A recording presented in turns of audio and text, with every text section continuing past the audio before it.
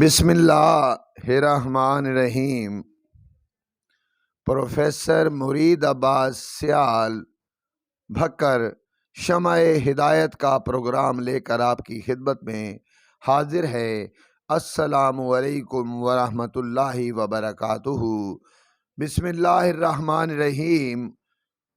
آیت قرآنی ہے وَقِیفُوہُم اِنَّہُم مسئولون۔ انہیں ٹھہراؤ، ان سے کچھ پوچھنا ہے۔ اس کے ضمن میں علامہ ابن حجر عسقلانی سوائے محرقہ میں اس آیت کے تحت لکھتے ہیں کہ ابن عباس نے ابو سعید خدری سے روایت کی ہے کہ حضرت رسول اللہ نے فرمایا، علی ابن ابی طالب کی ولایت کا اہل محشر سے سوال کیا جائے گا، اور یہ واضح ہے کہ وہ امر جو مسئلے الوہیت اور نبوت کے بارے میں پوچھا جائے گا فقط محبت نہیں ہو سکتی بلکہ وہ امامت ہے، اور اس کی طرف حدیث ثقلین وغیرہ میں بھی اشارہ ہے، اور اس کی موعد علامہ واحدی کی وہ عبارت ہے جو اس آیت کے تحت میں لکھتے ہیں۔ روایت ہے کہ حضرت علی اور اہل بیت کے بارے میں سوال کیا جائے گا، کیونکہ خدا نے اپنے رسول کو یہ حکم دیا تھا کہ خلق خدا کو جتلا دیں کہ وہ اپنی رسالت کی تبلیغ کی کوئی مزدوری اپنی اہل بیت کے مودت کے سوا نہیں چاہتے ہیں۔ اس کا مطلب یہ ہے کہ ان سے قیامت میں پوچھا جائے گا کہ تم نے وصیت کے مطابق ان کی ولایت کو مانا یا یوں ہی چھوڑ دیا۔ اب یہاں تھوڑا سا میرے برادر مسلم غور کریں کہ قیامت کے دن ولایت و امامت کا سوال ہوگا۔ یہ میں نے آیت آپ کے سامنے پڑھی ہے، وَقِیفُوہُم اِنَّہُم مسئولون۔ انہیں ٹھہراؤ، ان سے ابھی کچھ اور بھی پوچھنا ہے۔ تو اس کے ضمن میں ایک اور قرآنی آیت ہے، یوم ندعو کل اناس بامامہم، اور اس دن ہم ہر شخص کو اپنے اس کے امام کے ساتھ اٹھائیں گے۔ اب جس کا امام درست ہوگا، جس کا امام صراط مستقیم پر ہوگا، جس کا امام اللہ کا چنا ہوا ہوگا، جس کا امام جنتیوں کا سردار ہوگا، جس کا امام جنت کی ٹکٹیں تقسیم کرنے والا ہوگا، اس کے مقتدی بھی صراط مستقیم پر ہوں گے۔ دوسری بات آیت کریمہ ہے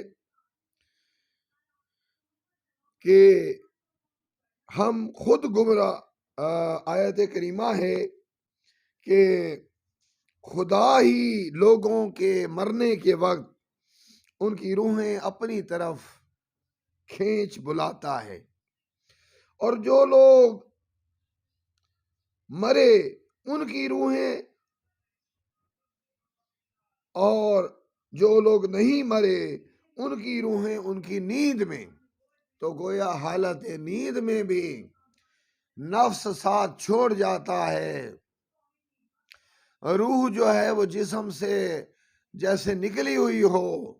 تو کوئی پتہ نہیں مسلمانوں زندگی کا کہ ہم سوئیں اور پھر شاید نہ اٹھیں، اس سے پہلے کہ ہم سو جائیں اور نہ اٹھیں اور ہمیں موقع ہی نہ ملے، ہم اس آیت کے بارے میں سوچیں، یوم ندعو کل اناس بامامہم، قیامت کے دن ہر شخص کو اس کے امام کے ساتھ اٹھایا جائے گا۔ اب امام کا پہچاننا ضروری ہے۔ اگر امام نہ پہچانا، امام کو نہ مانا، امام کی محبت دل میں نہ رکھی، امام کے راستے پہ نہ چلے، امام کی معرفت پہچان نہ لی، تو قیامت کے دن بے امام اٹھو گے۔ اور اگر امام ایسا ہوا کہ جو غلط تھا یا غلط ہو گیا تو وہ پھر آپ اس کے پیچھے ہی جاؤ گے، چاہے وہ جہنم میں جائے، چاہے وہ دوزخ میں جائے، چاہے دوزخ کی کسی وادی میں جائے، امام اس کو بناؤ جس کے بارے میں رسول خطبہ حجت الوداع پہ کہے کہ میں آپ کے پاس دو بھاری چیزیں چھوڑ کر جا رہا ہوں، ایک اللہ کا قرآن ہے اور دوسری میری اہل بیت ہے، تو یہ ایک دوسرے سے جدا نہیں ہوں گے یہاں تک کہ حوض کوثر پہ میرے پاس کٹھے وارد ہوں گے۔ تو اس کا مطلب یہ ہوا کہ قرآن اہل بیت کے بغیر، اہل بیت قرآن کے بغیر رہ نہیں سکتے۔ قرآن سمجھنا ہے اہل بیت سے سمجھو، اہل بیت کو سمجھنا ہے قرآن سے سمجھو، اور یہ ہیں امام، یہ ہیں ولی جن کے بارے میں نبی نے کہا ہے اور آیت بھی موجود ہے وقیفو ہم انہم مسئولون، اور ابھی ٹھہراؤ ان سے ہمیں کچھ سوال کرنا ہے، ولایت کے بارے میں سوال کرنا ہے۔ تو اس لیے اب ہمیں بیدار ہونا چاہیے، ہمیں اپنے امام کی پہچان کر لینی چاہیے، سوچنا چاہیے کہ اس کو امام بنائیں جس کو اللہ پاک طاہر طیب بنایا ہو۔ قرآن کی آیت ہے کہ ہم نے اہل بیت کو پاک پیدا کیا ہے، رسول کا فرمان ہے کہ میں دو چیزیں چھوڑ کر جا رہا ہوں، ایک میرا قرآن ہے، دوسری میری اہل بیت ہے۔ آیت قرآنی ہے قُلْ لَا أَسْأَلُكُمْ عَلَيْهِ أَجْرًا إِلَّا الْمَوَدَّةَ فِي الْقُرْبَى، کہ میرا اجر رسالت یہ ہے میری اہل بیت سے پیار کرو۔ کیا قیامت کے دن اس کے بارے میں سوال نہیں ہوگا کہ میری اہل بیت کو مانا یا نہ مانا، اجر رسالت دیا یا نہ دیا؟ جن لوگوں نے اہل بیت سے دشمنی کی، حسد کیا، جنگیں کی، میدان میں آئے، تلوار اٹھائی، ان کا کیا حال ہوگا؟ نبی خوش ہوں گے ان سے کہ میں اہل بیت چھوڑ کے گیا تھا، آپ کو تاکید کی تھی، آپ ان کے خلاف تلوار اٹھا لی، آپ ان کے خلاف شب و شتم کیا، آپ نے ان کے خلاف بغض رکھا، آپ نے ان کو کربلا میں شہید کیا؟ کیا یہ انصاف ہے؟ کیا یہ دین ہے؟ کیا اس طرح ہم جنت میں جا سکتے ہیں؟ آج ہمیں اپنے امام کا ادراک کرنا ہوگا، اپنے امام کی معرفت حاصل کرنی ہوگی، کیونکہ قیامت کے دن اللہ کہتا ہے یوم ندعو کل اناس بامامہم، ہر شخص کو اس کے امام کے ساتھ اٹھائیں گے، جس کا امام صراط مستقیم ہوگا وہ جنت میں جائے گا۔